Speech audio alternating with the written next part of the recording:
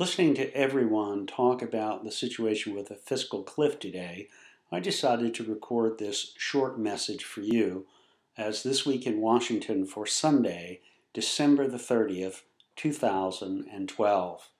It appears, at least at 3:30 this afternoon, that a possible deal on the budget and tax situation is not going to be possible, and that our country will be going over the fiscal cliff sometime in the next 24 hours. It would appear that based upon the inability to resolve the differences on tax rates, revenue, and spending, automatic spending cuts will click in on January 1st. At the same time, significant increases in taxes for all the American people will also occur. On Friday evening, I attended a White House briefing on the administration's proposals going into the fiscal cliff, which they outlined their short-term goals, which were to prevent the increase in taxes for the middle class, and a longer-term strategy of fixing all of the other issues that were on the table. It does appear now that all of the issues will have to wait until the new Congress convenes early in January. What this means for us is, besides the increases in all of our taxes, it means that certain federal programs will receive significant reductions in funding immediately. In the case of transportation, it's yet to be determined the full impact of these reductions because, as you know, some of our programs are financed through the trust fund and some are financed through general appropriations. It is the feeling of many of those at the meeting Friday that trust-funded programs in various trust funds accounts around the government will not be affected immediately by this act. But it will be hard to assume that nothing extraordinary will happen when in fact the people who are administering these programs might in fact be reduced in size, or the number of people handling various government operations might be temporarily furloughed by the inability to pay for people out of other accounts. No one seems quite sure about how this is actually going to turn out. At least they didn't Friday, and there doesn't appear to be much new news on that aspect on this Sunday afternoon. What is expected is that the President and the Congress will have new legislation in January that proposes to reduce taxes significantly because the Bush tax cuts will have come to an end, and it is hoped that this momentum would increase the likelihood that Republicans in the House of Representatives could vote for a package to clean up the dislocation created by what will come out of this so-called fiscal cliff. I think for those of us who are concerned about not just this issue, but our issues on the long term, all of this means that we're going to continue to see the divisive political climate that we've experienced for the last 2 years being continued. Despite the outcome of the election, it does appear that the sides remain very far apart on this and many other issues. For us and our concerns about transportation, for human services programs, for programs in the healthcare field where transportation is an important item, all of this promises a difficult road ahead. As a matter of fact, I would say that we could be repeating many of the difficulties that we've had over the last several years, and somewhat made more difficult unless we resolve these broader implications on the financing side of the federal budget. Outside of the fiscal cliff, it's important to remember that the deficit needs to be paid for by expanded federal borrowing. And as you know, the deficit limit, which caused this crisis, is still unresolved, and it could be that a second series of events will have to take care of resolving that issue as well.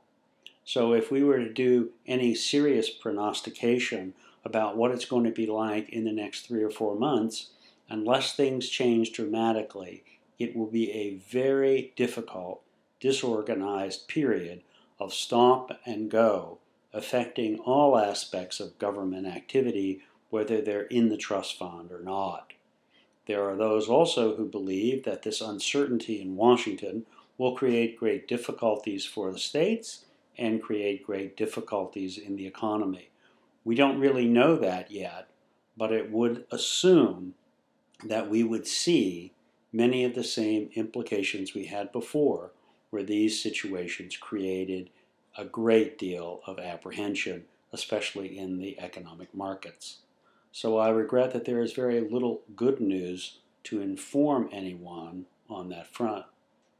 In the last several weeks, I've been increasingly attentive to the situation concerning the healthcare changes that are coming online. I have some very optimistic reports and outputs of some of the situations concerning healthcare in some of the states that are moving toward the implementation of the Affordable Care Act. It does appear they are offering and designing a much more robust program for transportation. In the states that are not considering it, again, we have been assured that states that enter the program now and states that enter it later will still have the benefits of the expanded transportation options that we included in the original bill. It's hard to know how this will turn out too, since the situation with the overall federal budget and the deficit will undoubtedly affect these situations as well. So in less than a day, we'll be into 2013. And all I can say is that 2013 at this stage offers an appearance of being as difficult as 2012 and 2011. It will require a great deal of patience and a great deal of flexibility on the part of all of us and our members to make it through this very difficult time.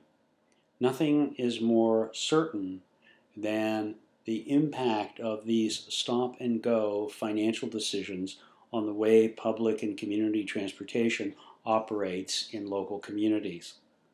Again, even though there have been economic signs of recovery, all of that can certainly be affected by these events.